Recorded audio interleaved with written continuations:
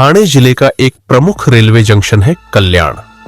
उत्तर और दक्षिण को जाने वाली सभी रेलगाड़ियां यहां होकर आती जाती है। कल्याण का एक उपनगर है विट्ठलवाड़ी, जिसके परिसर में दुर्गा का मंदिर है।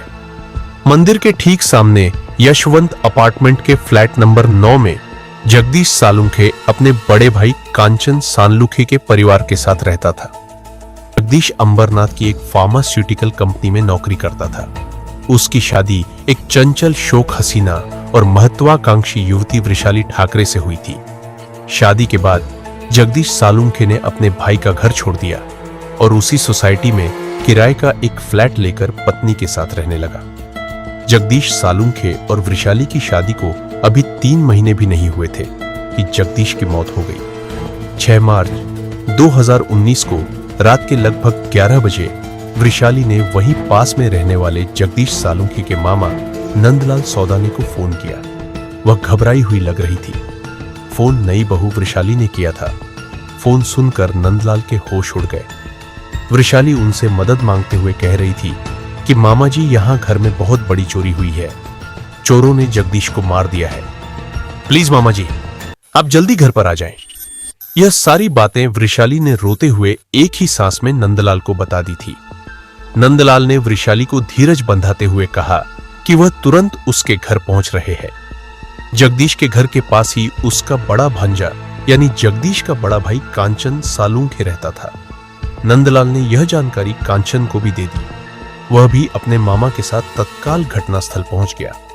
थोड़ी सी देर में यह खबर जंगल की आग की तरह पूरे इलाके में फैल गई। आस पड़ोस के लोगों के साथ साथ जगदीश सालुंखे के जान पहचान वालों और नाते रिश्तेदारों की भीड़ एकत्र हो गई। उनकी नजर घर के अंदर गई तो उन्होंने देखा कि जगदीश सालुंखे बेड पर पड़ा था। घर का सारा सामान इधर उधर बिखरा हुआ था। जगदीश सालुंखे की पत्नी वृषाली पति के शरीर से लिपट कर रो रही थी। जगदीश सालुंखे के घर पहुंचकर उसके भाई कांचन सालुंखे और मामा नंदलाल सौदाने ने पड़ोसियों की मदद से वृषाली को जगदीश से अलग किया और एक ऑटो की मदद से पास ही गुलाबराव पाटिल के दवाखाने लेकर गए, जहां से उन्हें किसी दूसरे अस्पताल में ले जाने के लिए कहा गया। इस पर वे जगदीश सालुंखे को भुजबल के अस्पताल लेकर गए, लेकिन वहां भी निराशा ही हाथ लगी। वहां डॉक्टरों ने जगदीश सालुंखे की स्थिति देखकर उसे रुक्मिणीबाई अस्पताल रेफर कर दिया। वहां के डॉक्टरों ने जगदीश को देखते ही मृत घोषित कर दिया। इसके साथ ही साथ अस्पताल की ओर से इस मामले की जानकारी स्थानीय पुलिस थाने के साथ साथ पुलिस कंट्रोल रूम को भी दे दी गई। जिला अस्पताल से सूचना मिलते ही थाना कोलसेवाड़ी में रात्रि ड्यूटी पर मौजूद एसआई एसएस तड़वी 2 कांस्टेबलों के साथ जिला अस्पताल पहुंच गए। इसकी जानकारी उन्होंने सीनियर पीआई शाहू राजे सालवे को दे दी थी। अस्पताल पहुंचकर वह अभी मृतक के परिवार से पूछताछ कर ही रहे थे कि उसी समय थाने के DCP Sanjay Shinde, ACP Pawar, senior PI Shahu Raje Salve, PI Madhukar Bhonge, API Sunita Rajput, SI Nalawade, head constable Hanumant Shirke, Abhinash Kale, Prakash मुंडे के साथ अस्पताल पहुंच गए। मामला चोरी का नहीं था। डॉक्टरों से बात करने के बाद पुलिस अधिकारियों ने सरसरी निगाह से मृतक जगदीश सालुंखे के शव का निरीक्षण किया। वरिष्ठ पुलिस अधिकारियों के चले जाने के बाद सीनियर पीआई शाहू राजे सावले ने अस्पताल की सारी औपचारिकताएं पूरी कर जगदीश सालुंखे का शव पोस्टमार्टम के लिए मोर्चरी भेज दिया। इसके बाद वह सीधे घटनास्थल पर गए। घटनास्थल का बारीकी से निरीक्षण करने के बाद वह थाने लौट गए। थाने लौटकर जब उन्होंने अपने सहायकों के साथ इस मामले पर गंभीरता से विचार किया तो उन्हें चोरी और जगदीश सालुंखे की हत्या की कड़ियों में कई पेंच नजर आए। मामला वैसा नहीं था जैसा कि बताया जा रहा था।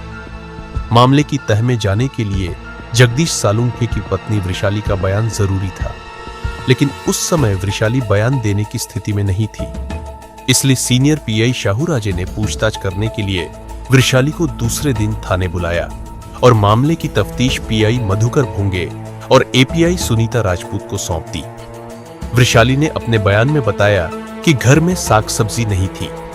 उसने पति जगदीश सालुंखे को फोन पर इस बात की जानकारी दी, लेकिन वह काम से लौटते समय खाली हाथ आ गए। इस पर वह सीधे बाजार चली गई। बाजार से लौटकर जब वह घर आई तो घर की स्थिति देखकर उसके होश उड़ गए। भागकर जब वह पति जगदीश के पास पहुंची तो वह बेहोश पड़े थे। यह देखकर वह बुरी तरह डर गई। उसकी शादी के सारे जेवर चोर ले गए थे। उसकी समझ में कुछ नहीं आया तो उसने पति के मामा नंदलाल सौदाने को फोन पर सारी जानकारी दे दी। हालांकि पुलिस ने वृषाली सालुंखे के बयान पर भादम्बी की धारा 174 के तहत अज्ञात के खिलाफ मामला दर्ज कर तफ्तीश शुरू कर दी। लेकिन जब पोस्टमार्टम रिपोर्ट आई तो पुलिस का शक वृषाली पर गया। वह सीधे सीधे पुलिस के राडार पर आ गई। जगदीश सालुंखे के परिवार वालों ने उसकी मौत को गहरी साजिश बताया था। परिवार वालों के बयान के अनुसार वृषाली जगदीश के साथ हुई अपनी शादी से खुश नहीं थी। शादी के पहले वह 2 बार जगदीश सालुंखे से शादी करने के लिए मना कर चुकी थी।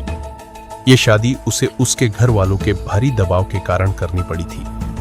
पुलिस टीम ने जब इन सब बातों की सच्चाई जानने के लिए वृषाली से पूछताछ की तो पहले तो उसने पुलिस को घुमाने की कोशिश की, लेकिन पुलिस के सवालों के चक्रव्यूह में वह कुछ इस तरह फंसी कि उसने अपना अपराध स्वीकार कर लिया।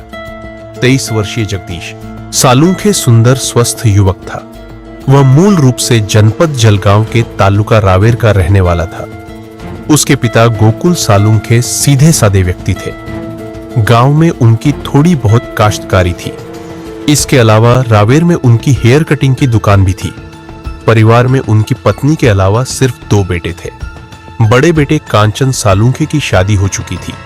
वह अपनी पत्नी के साथ कल्याण के उपनगर कोलसेवाड़ी में रहता था, जबकि छोटा बेटा जगदीश सालुंखे पढ़ाई कर रहा था।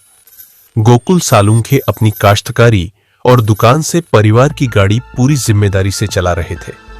जगदीश को लेकर माता पिता का सपना था कि उनका छोटा बेटा उनके साथ रहकर घर की पूरी जिम्मेदारियां संभाले, लेकिन ऐसा हुआ नहीं। पढ़ाई पूरी करने के बाद जगदीश का मन गांव में नहीं लगा तो उसने शहर की राह पकड़ ली। शहर आकर वह अपने बड़े भाई कांचन सालुंखे और भाभी के साथ रहने लगा। जल्दी ही उसे अंबरनाथ स्थित एक फार्मास्यूटिकल कंपनी में नौकरी मिल गई। जगदीश सालुंखे जब नौकरी करने लगा तो परिवार वाले उसकी शादी की सोचने लगे। गोकुल सालुंखे ने जब बेटे की शादी की बात अपने नाते रिश्तेदारों और जान पहचान वालों के बीच चलाई तो जगदीश के लिए मलाड के रहने वाले ठाकरे परिवार की वृषाली ठाकरे का रिश्ता आया। 22 वर्षीय वृषाली ठाकरे अपने परिवार की इकलौती बेटी थी। उसके पिता की मृत्यु हो चुकी थी। घर में एक भाई सतीश ठाकरे और मां थी। घर की पूरी जिम्मेदारी सतीश ठाकरे के कंधों पर थी, इसलिए उसने अभी तक शादी नहीं की थी। वृषाली जितनी सुंदर थी उतनी ही वह चंचल और हंसमुख भी थी। जगदीश सालुंखे को वह पहली नजर में भा गई। वृषाली ने घर वालों को यह रिश्ता बहुत पसंद आया। ऊपर से उनका पुराना पारिवारिक रिश्ता भी निकल आया, इसलिए ठाकरे परिवार वृषाली की शादी जल्द से जल्द कर देना चाहता था।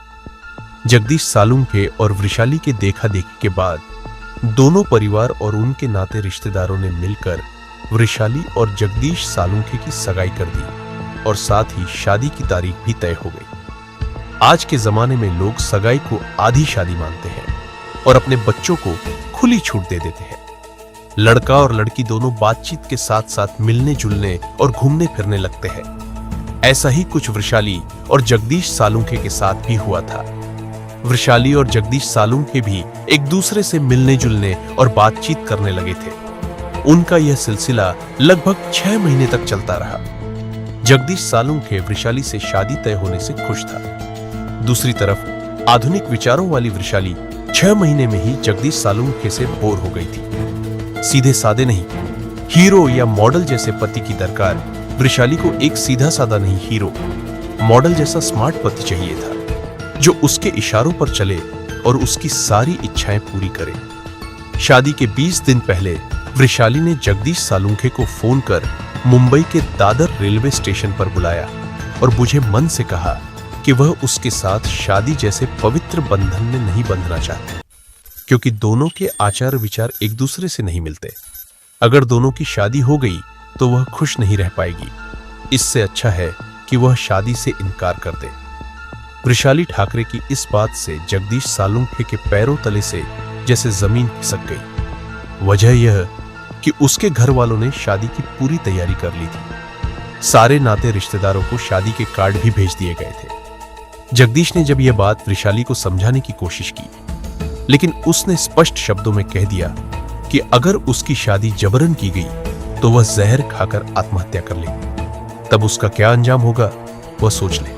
वृषाली की इस धमकी से जगदीश सालुंखे बुरी तरह डर गया। उसने वृषाली की सारी बातें अपने परिवार वालों को बता दी। इस बात की खबर जब वृषाली के घर वालों को लगी तो वे भी सकते में आ गए। उन्होंने वृषाली को आड़े हाथों लिया।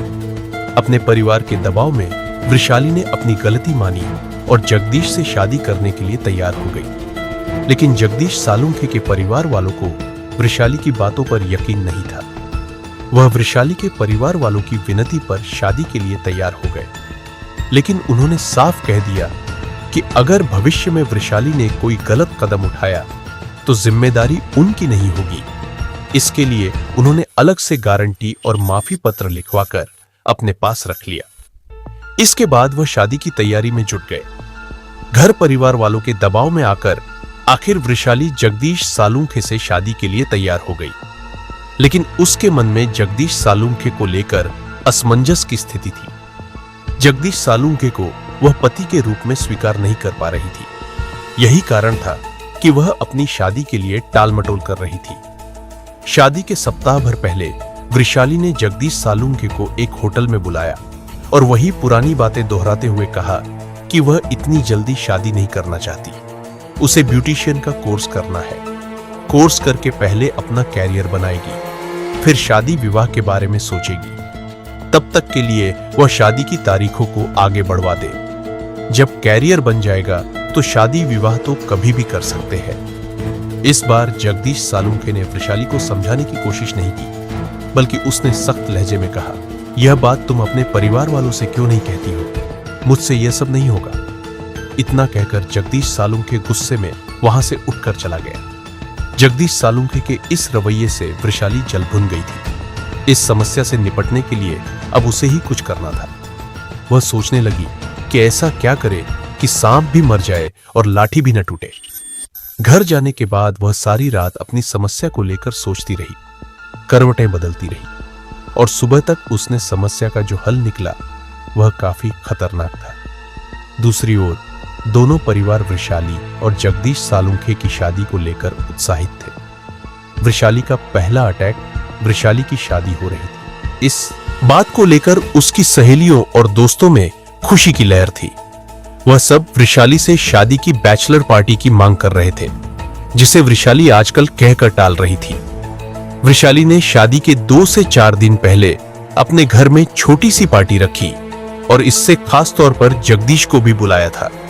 वृषाली के बुलाने पर जगदीश पार्टी में आया तो जरूर था, पर उसने पार्टी में एंजॉय नहीं किया। घर लौटते समय वृषाली ने बड़े प्यार से जगदीश के लिए खाने का टिफिन तैयार किया और उसे घर पहुंचकर खाने के लिए कह दिया, लेकिन जगदीश ने टिफिन का खाना नहीं खाया। घर जाने के बाद उसने टिफिन खोला तो उसमें से एक अजीब सी गंध आई, जिसकी वजह से जगदीश ने खाना फेंक दिया। उस खाने में वृषाली ने बड़ी चालाकी से जहर डाला था। अंततः 29 दिसंबर 2018 को बड़ी धूमधाम से वृषाली ठाकरे और जगदीश सालुंखे की शादी हो गई। शादी के बाद वे दोनों घूमने के लिए हिल स्टेशन चले गए। इस शादी से जगदीश सालुंखे तो बहुत खुश था और वृषाली के सारे गिले शिकवे भूल गया था, लेकिन वृषाली शादी से खुश नहीं थी। शादी के नाम पर उसने सिर्फ एक समझौता किया था। जैसे जैसे समय बीत रहा था, वैसे वैसे वृषाली के व्यवहार में परिवर्तन आता जा रहा था। वह बात बात पर जगदीश और उसके परिवार वालों से लड़ाई करने लगी थी। इससे तंग आकर जगदीश सालुंखे के परिवार वालों ने उसे कहीं अलग रहने की सलाह दी। अंततः जगदीश उसी परिसर में किराए का एक फ्लैट लेकर वृषाली के साथ रहने लगा। वृषाली को घर गृहस्थी नहीं चाहिए थी। वृषाली यही चाहती भी थी कि कोई उसे रोकने टोकने वाला न हो। नए घर में आने के बाद वह पूरी तरह से आजाद हो गई। वह सारा दिन मोबाइल फोन से चिपकी रहती थी। जगदीश जब इस पर एतराज करता तो वह उससे उलझ जाती थी। बात आगे न बढ़े इसके लिए जगदीश सालुंखे खुद ही चुप हो जाता था। लोग शादी के बाद अपने दाम्पत्य जीवन की गाड़ी हंसी खुशी के साथ चलाते हैं। लेकिन जिस दाम्पत्य जीवन की नींव रेत पर खड़ी हो, वह भला कितने दिनों तक चल सकता है? और यही जगदीश सालुंखे के साथ भी हुआ। उसकी शादी को अभी 3 महीने भी पूरे नहीं हुए थे कि अपनी आजादी के लिए वृषाली सालुंखे ने जो रास्ता चुना, वह सीधा जेल में जाकर खुलता था। घटना के दिन वृषाली काफी खुश थी। उसने काम से लौटकर आई जगदीश सालुंखे से प्यार भरी बातें की और अपनी योजना के अनुसार उसके खाने में चूहे मारने की दवा मिला दी। खाना खाने के बाद जगदीश जब सोने के लिए अपने बेड पर गया तो उसका मन व्याकुल होने लगा।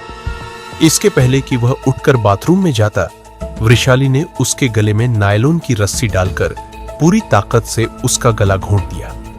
वृषाली को जब इस बात का पूरा यकीन हो गया कि पति मर गया है, तब उसने ड्रामा करते हुए जगदीश के मामा नंदलाल सौदाने को फोन कर दी।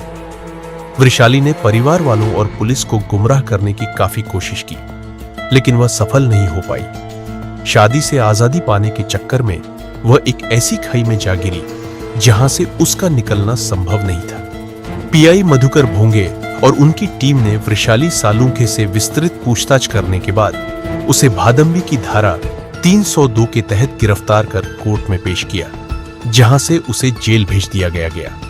कथा लिखे जाने तक वृषाली सालुंखे जेल में थी। पीआई मधुकर भोंगे और उनकी टीम इस बात का पता लगाने की कोशिश कर रही है कि मामला सिर्फ पति के न पसंद होने का था या फिर हकीकत कुछ और थी। कथा पुलिस सूत्रों पर आधारित।